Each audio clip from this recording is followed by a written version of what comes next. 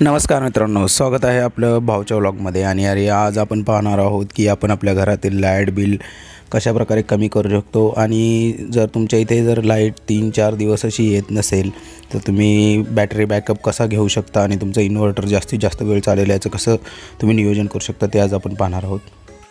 जर तुम्ही या व्हिडिओला अजून लाईक केलं नसेल तर लाईक करा आणि असंच आमचे व्हिडिओ पाहण्यासाठी आमच्या चॅनल सबस्क्राईब करून बाजूचं बेल बटन पण दाबा, जेणेकरून की तुम्हाला आमच्या नवनवीन व्हिडिओची माहिती भेटेल. तर हे सर्व साहित्य बनवण्यासाठी आपल्याला लागणार आहेत वायर्स. त्यानंतर आपल्याला लागणार आहे ते LED स्ट्रिप्स. या LED स्ट्रिप्स तुम्हाला जवळच्याच इलेक्ट्रॉनिक्स दुकानांमध्ये मिळून जाईल, जिथे तुम्ही तुमच्या लाईटिंग्स वगैरे खरेदी करता, गणपतीच्या वगैरे किंवा इतर ठिकाणी भेटून जाईल. अशा प्रकारचे गोल हे असतं आणि याच्यामध्ये तुम्हाला 5 मीटर पूर्ण घेतलं तर 5 मीटर भेटेल. आणि जर तुम्हाला हवं असेल तर ते मीटर वाईज पण भेटतं. याच्यामध्ये तुम्ही प्रत्येक 5 बल्बनंतर किंवा कुठे कुठे 3 बल्बनंतर तुम्ही कट करू शकता आणि त्याला सोल्डर करून वापरू शकता. हे आहेत स्विच. हे स्विच आपण असे लावणार आहोत कारण की आपण जे सेटअप करणार आहोत त्यामध्ये आपल्याला डायरेक्ट कनेक्शन करल्यानंतर आपल्याला कट ऑफ झाला पाहिजे. त्यासाठी हे स्विच आहे, ते 20 रुपयापर्यंत तुम्हाला भेटून जाईल. आणि जिथे तुमच्याकडे बॅटरी अवेलेबल नाही आहे तिथे तुम्ही या 12 वोल्ट DC चार्जर यूज करायचा आहे, जो तुम्हाला एक 100 रुपयाच्या आतमध्ये भेटून जाईल. आणि या प्रकारचं कनेक्टर आहे. जर तुम्हाला फिमेल कनेक्टर भेटलं तर तुम्ही कनेक्टर वापरू शकता किंवा हे वायर कट करून आपण जसं कनेक्शन देणार आहोत ते तुम्हाला मी दाखवणार आहे. तर अशा प्रकारचं साहित्य आपल्याला लागणार आहे. आणि या 3 वस्तूनंतर आपण दोन कनेक्शन आपण करणार आहोत, ते चार्जरवरती करणार आहोत आणि एक कनेक्शन आपण करणार आहोत ते डायरेक्ट बॅटरीवरती करणार आहोत. तर त्यासाठी मी 2 चार्जर आणले आहेत. तर मित्रांनो, हा सेटअप मी का करतो आहे कारण की मध्यंतरी आमच्या इथे लाईटीचा इश्यू झाल्यामुळे 3 दिवस लाईट झाली नव्हती आणि आमच्याकडे इन्व्हर्टर पण 8 तासाचा त्याचा बॅकअप होता. तरी आमचा इन्व्हर्टर आम्ही फक्त फॅन वगैरे बाकी काही न वापरता आम्ही त्याला एक 12-15 तास तो चालला. पण त्यानंतर आम्हाला लाईटची समस्या जाणवली आणि मी आयडेंटिफाय केले की आपण हे कसं वाचवू शकतो. जर आपल्याला जर जास्त दिवस लाईट्सची गरज आहे तर आपण कशाप्रकारे त्याचा हँडल करू शकतो, त्यासाठी मी हा सेटअप बनवतो. तर मित्रांनो, हा व्हिडिओ पुढे पाहत राहा, जेणेकरून की तुम्ही तुमचं बिल वाचू शकता आणि तुमचं लाईट जास्त बॅकअप बॅटरीपासून घेऊ शकता. तर तुम्ही पाहू शकता की ही मोठी स्ट्रीप मी घेतलेली आहे आणि आता मी या मोठ्या स्ट्रीपला कट करणार आहे, जेणेकरून की मला 3 पॉईंट्स करायचे आहेत. माझ्या घरात 3 पॉईंट्स आहे, एक बाथरूम, एक हॉलमध्ये आणि एक किचनमध्ये. तर तुम्ही पाहू शकता की मी आता याला हाफमध्ये कट करणार आहे आणि जेणेकरून आपण 2 चार्जरवरती आणि एक आपण डायरेक्ट बॅटरीवरती कट करणार. आणि तुम्हाला मी दाखवतो हे जे पॉईंट्स आहेत असे एक तुम्हाला तांब्याच्या कलरचे पॉईंट दिसतील, तिथे तुम्ही कट करू शकता आणि तिथे कट करून मग तुम्ही तुमचा कोणताही बल्ब वेस्ट जाणार नाही आहेत. आणि ही LED या प्रकारची LED स्ट्रिप घेण्यामध्ये आपला हा फायदा असतो की याची लाईफ बाकीच्या LED स्ट्रिप म्हणजे ज्याच्यामध्ये तुम्हाला पाईपमध्ये LED वगैरे भेटते त्याच्यापेक्षा याची लाईफ जास्त असते. आणि ह्याच्यामध्ये कट पण खूप जवळजवळ दिलेले असतात, जेणेकरून की तुमचे LED वेस्ट जाणार नाही. एखादा LED गेला तर तुम्ही जवळच कट करून तुम्ही तिथला पार्ट रिप्लेस करू शकता सोल्डरने.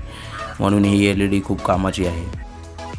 तर चला आता आपण या 3 स्ट्रिप्सला सोल्डर करून घेणार आहोत. तर 2 आपण जसं मी सांगितलं आपण चार्जरवरती लावणार, त्यामुळे मी आता चार्जर घेतो आहे आणि चार्जरचा पिन आपण कट करूया की जेणेकरून आपल्याला त्याच्यातून एक पॉझिटिव्ह आणि एक निगेटिव्ह टर्मिनल भेटेल, जो की आपल्याला इथे जसं तुम्ही मागच्या क्लिपमध्ये पाहिलं तिथे तुम्हाला जे भेटत आहेत पॉझिटिव्ह आणि निगेटिव्ह. तर इथे रेड वायर जी असेल ती पॉझिटिव्ह असेल आणि ब्लॅक वायर असेल ती निगेटिव्ह असेल.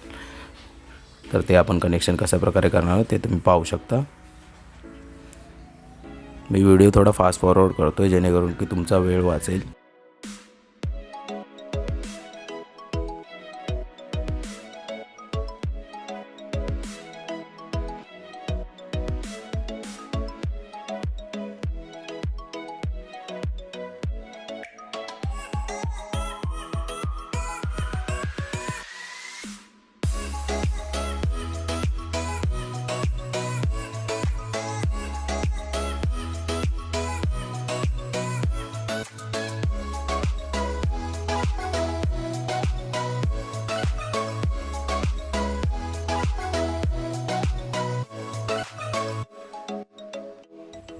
तर मित्रांनो, मी पहिलं कनेक्शन करून घेतलेलं आहे. आपण पॉझिटिव्हला पॉझिटिव्ह आणि निगेटिव्हला निगेटिव्ह जोडलेलं आहे आणि मी तुम्हाला LED लावून दाखवणार आहे.